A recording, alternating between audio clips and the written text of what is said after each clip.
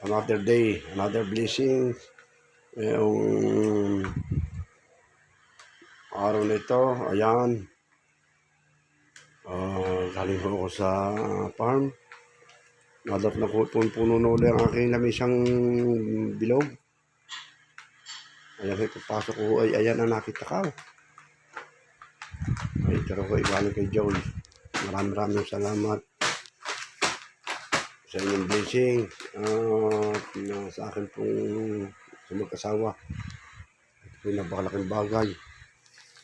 Yan, hindi ko pwedeng ipaka-close up at nakikita po ang kanilang mga ang produkto, ano ho. Baka naman tayo mapalo, ano ho.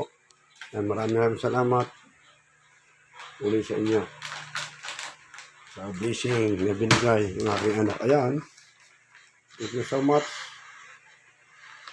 At akin pong binibideo lagi pagka po ako nabibigyan ng aking mga anak ay